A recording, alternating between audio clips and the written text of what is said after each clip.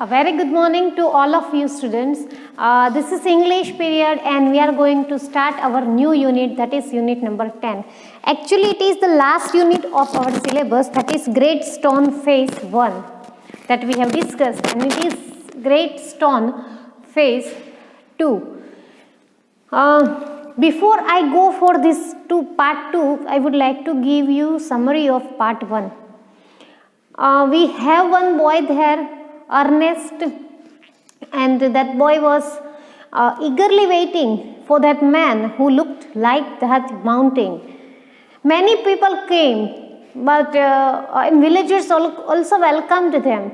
But see what happened actually, they people didn't resemble like that great stone mountain. That boy Ernest was very sad because he just wanted to see that man, or we can say fortunate man of the village, and it is a prophecy that man who looked like that mountain will bring fortune to the village or village people. So villagers were also eagerly waiting for that man, and that's why that man was known as prophecy man.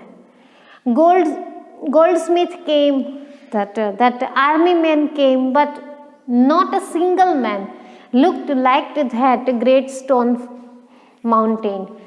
Now in part 2, let's see what happened exactly, whether they will meet that man or not. Okay, you are requested to keep a textbook with you.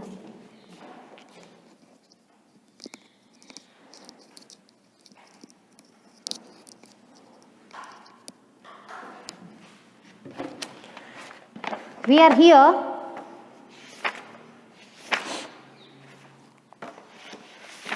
on page number 128. Many years passed. Ernest was now a man of middle age. To his neighbors, who never suspected that he was anything more than an ordinary or familiar face, he was only a humble and hard-working, though thoughtful person. So many years passed, and now that our Ernest, that young boy, now man of middle age, means about 40 to 45. To his neighbor, Ernest was always simple man. He was always ordinary, having simple or familiar face. Though on the other hand, Ernest was very thoughtful, respectable and hardworking man. But what about the old prophecy? Was it ever fulfilled? Let us read and find out. But see, they never got that man, that prophecy man. So what about those things? Would they able to find out those people who just resembled like that great stone face? Let's see that. First paragraph. The years hurried on and brought white hairs upon the head of Ernest. So now Ernest had white hair on his head, and made wrinkles across his forehead and furrow in his cheeks. And he had white hair in his head, on his head. He had a wrinkle across his forehead, and furrows means deep lines.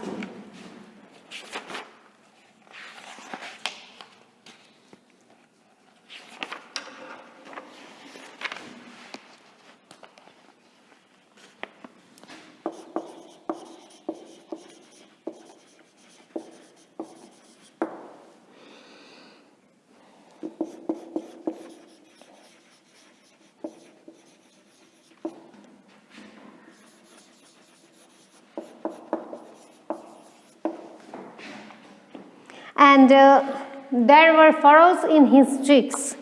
He was an old man, but now in vain had he grown old. So he was very old now. He became very old, but not in vain had he grown old. But he was not, we can say, failure. He was a successful person. More numerous than the white hairs on his head were the wise thoughts in his mind. As I told you that he was a thoughtful person, so numerous means many.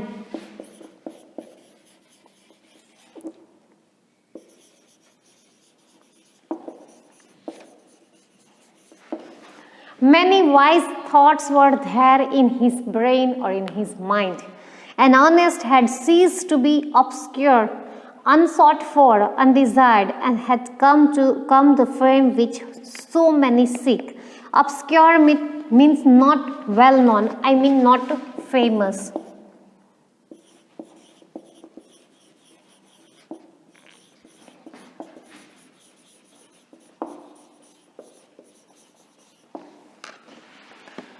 The Ernest had ceased to be obscure, means he was not famous, unsought for, undesired, and had come the fame which so many seek. Means he was successful, but he was not that much famous. He had become famous beyond the limits of the valley. One hand he didn't want any kind of fame, but he was famous. Now, in which field and how he was famous, that is a mystery. See, he had become famous beyond the limits of the valley. College professors and even the active men of cities came from far to see and converse with Ernest. As I told you that he was a wise man. He was a learned man full of wisdom and knowledge. So many professors, college professors came to meet him, came to converse with him, and many people wanted to share their knowledge with Ernest. And he received them with gentle sincerity and spoke freely with them of whatever came uppermost or lay deepest in his heart on their own. And he was a very down to earth kind of fellow. He was not egoistic. He was not proudy. So he always met each and everyone with the same honesty, with the same sincerity and gentility. Means if poor people came to meet him, he showed the same sincerity and honesty to them. So as with rich people. They lay deepest in his heart or their own. While they talked together, his face would brighten, unwear, and shine upon them as with a mild evening light. Unwares means unknowingly. Another word we have here is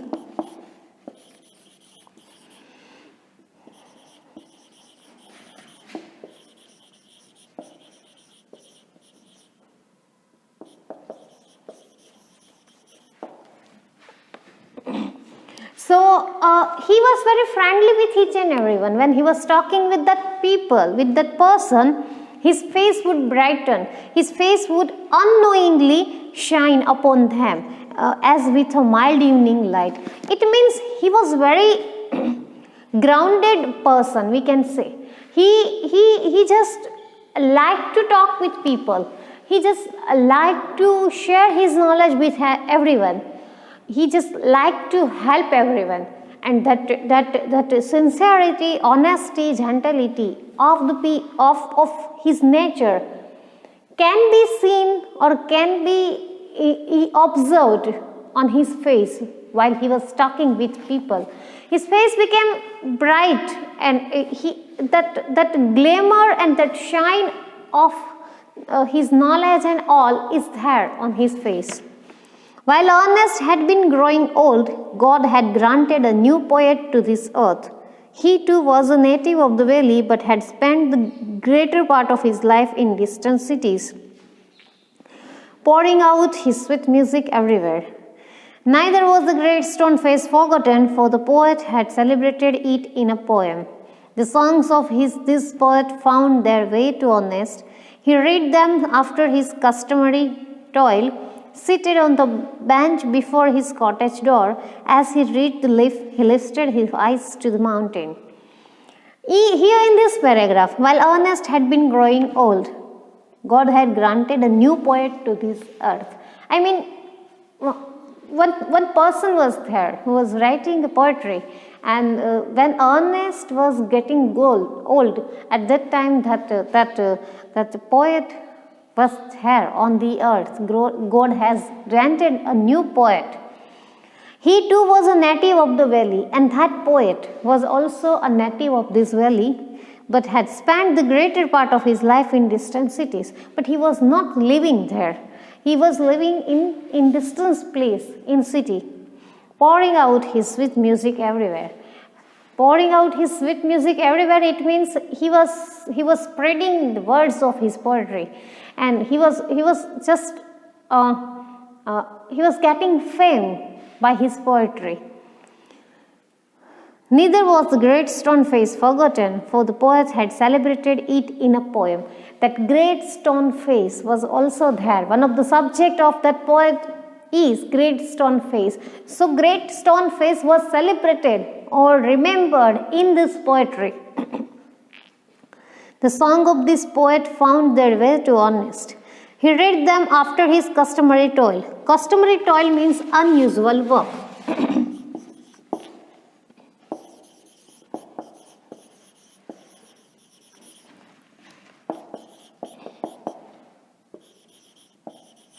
Usual work.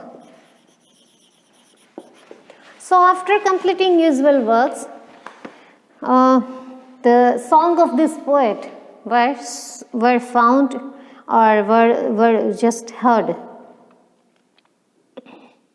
He read them after his customary toil, seated on the bench before his cottage door. And now what happened? Ernest used to listen these songs. Ernest used to read these songs. And he listened these songs after his customary toils or after his usual toil. And he just sat on the benches in the evening. As he read, he lifted his eyes to the mountain. And when he was reading those poetry, he just lifted his head, or he just lifted his eyes to the mountain. I mean, see, the description of mountain was there in the poetry. So that's why Ernest was just comparing that poetry word and that mountain face. "O great stone face," he said, is not this man worthy to be your likeness? Likeness means here resemblance. So Ernest was asking to that mountain that, see, this poetry has deep meaning. Means this poet has described mountain into poetry. So Ernest was asking that, is not this man worthy to be your likeness? Means this man deserved your likeness. That Ernest is talking with that mountain. The face seemed to smile but did not answer. Of course, it was a mountain. So that great stone face smiled but didn't answer. Now it happened that the poet, though he lived so far away, had not only heard of Ernest but had thought much about his character and wished to meet this man whose wisdom walked hand in hand with the noble simplicity of his life. Now what happened actually, that the poet who has written poetry about that great stone face, he had heard about Ernest, and he wanted to meet Ernest. And he heard about the wisdom and knowledge and sincerity and honesty of the Ernest, and that's why he decided to meet that person. So finally that day came when that poet came to meet Ernest. One summer day, therefore, he arrived at Ernest's door, where he found the good old man holding a book in his hand, which he read, and then, with a finger between the leaves, looked loving at the great stone face. Finally, the day arrived on summer day. That man came, and when that man came to the doorstep of the Ernest was sitting there, and he was reading a book. That poet just looked at the Ernest, and he was just looking. After that, he was looking at the mountain. "Good evening," said the poet. "Can you give me a traveler a night shelter?" So he just didn't introduce himself. Instead of that, he just told that he wanted to be there for a night. He wanted a shelter to pass the night there. "Gladly," answered the Ernest, and then he added, smiling, "I think I never saw the great stone face look so hospitably at a stranger. Hospitably means very kindly, gently.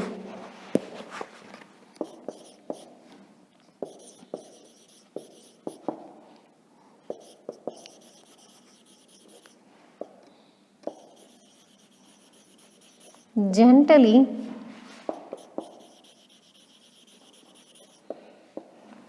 kindly. So he just finally, that poet, that Ernest said, yes, you can pass your night here. That man, they told that, I think I never saw the great stone face look so hospitably at the stranger. So it means that man was telling that Ernest was looking like that great stone face, just like they're saying. Okay, you just note down these new words. After that, we'll go forward.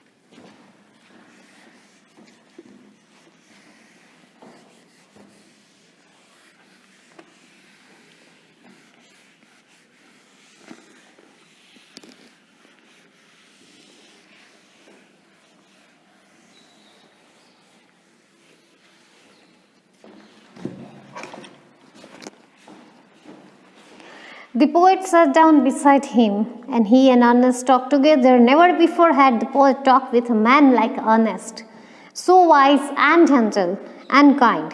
Ernest, on the other hand, was moved by the living image flung out of poet's mind. So now finally that a poet sat down beside Ernest, and they both started talking. That poet had never felt that kind of feeling. Means Ernest was so kind, Ernest was so honest and so gentle and polite. Means that Ernest is living a different image of him in poet's mind. On the other hand, poet has the same quality. Means that images of that poet is there in Ernest's mind too. As Ernest listened to the poet, he imagined that the great stone face was bending forward to listen to. He gazed into the poet's eyes. So when these two people were talking, as Ernest listened to the poet, he imagined that the great stone face was bending forward to listen to. So here Ernest got one thing. He observed one thing. He was just observing that when that poet was talking with him, it was that great stone face who was listening the tales. He gazed into poet's eyes, and he just gazed means stare.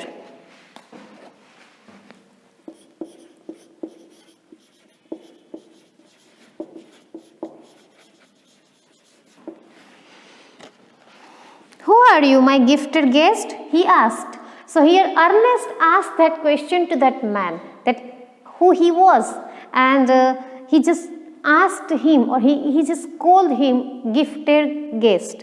The poet laid his finger on the book that Ernest had been reading. So poet was just putting his finger in the book which Ernest was reading. You have read these poems, said he. You know me then, for I wrote them. So Ernest was reading the same book which that poet has written. So he told that these poems or this book, I have written these books. Again and again Ernest examined the poet's features. He turned toward the great stone face, then back. He shook his head and sighed. Now Ernest was a little bit confused. He just again and again checked a great stone face, that mountain and the face of poet. Again and again he was checking, and he just shook his head.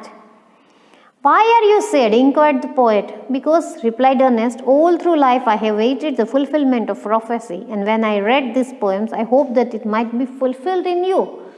Uh, he shook his head, means he do this, and he was sighing, means he became sad. So that poet asked Ernest that why he had become sad.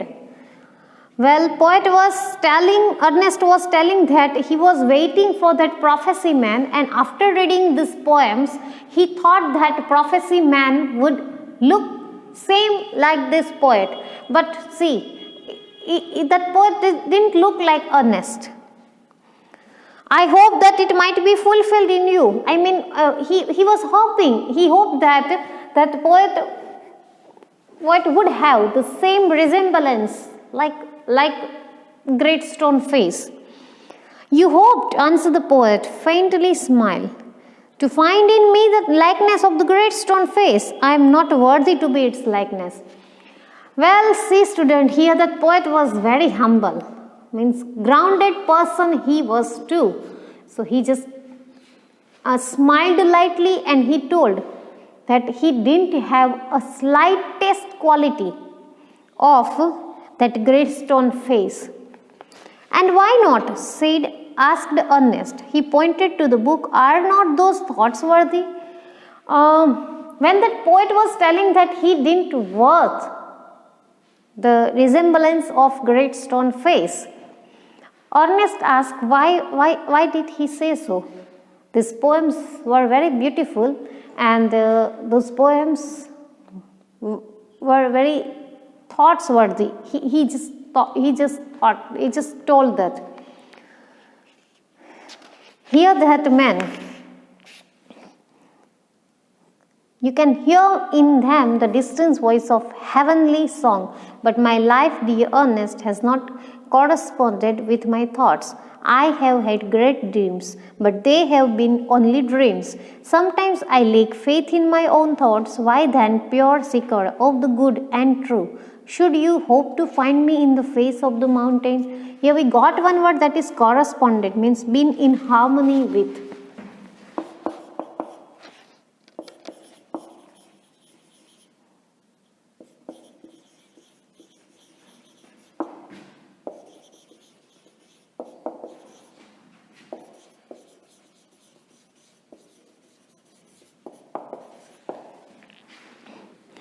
He explained everything. I mean, that poet explained everything. That, dear Ernest, my life has not corresponded with my thoughts. Means he was not living the same life as he was writing. Means his writing and his life were different. I have had grand dreams, but they have been only dreams. Sometimes I take faith in my own thoughts. Sometimes he believed that he didn't have faith in his thoughts. He didn't have faith in his writing too. Why then, pure seeker of the good and true, should you hope to find me in the face of mountain? I mean, he was telling that he was not pure. He was not a good or true person, because the lifestyle he has been living and the thoughts of the poetry are different. Means he is not the same person as he looked in his poetry, in his work. And that's why he is telling that he is not a pure man, he is not a good true man. Then why Ernest is finding those qualities, or finding the face of mountain in him? The poet spoke sadly, and his eyes were wet with tears. So too were those of Ernest. Very honest poet he was. So when he completed these things to Ernest, his eyes were wet. He was very sad actually, and he was crying little bit. So is Ernest. Okay, you have some time to note down these two words, students.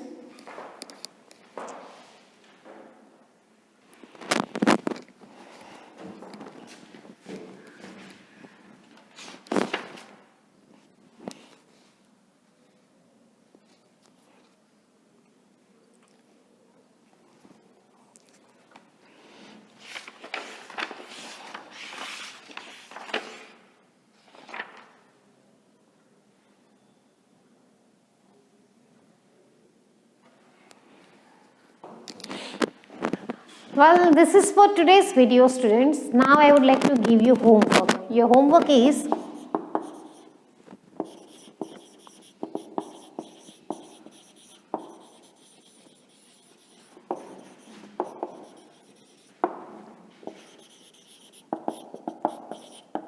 write new words of this unit 10, and another thing you have to do is you have to write question answer.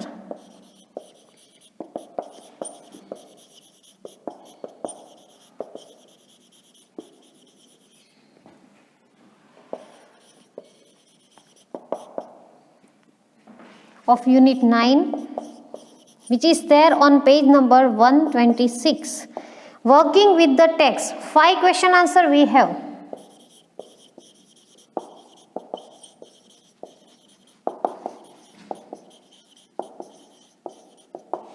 Okay, so this is your homework. We'll meet again with the end part of this unit.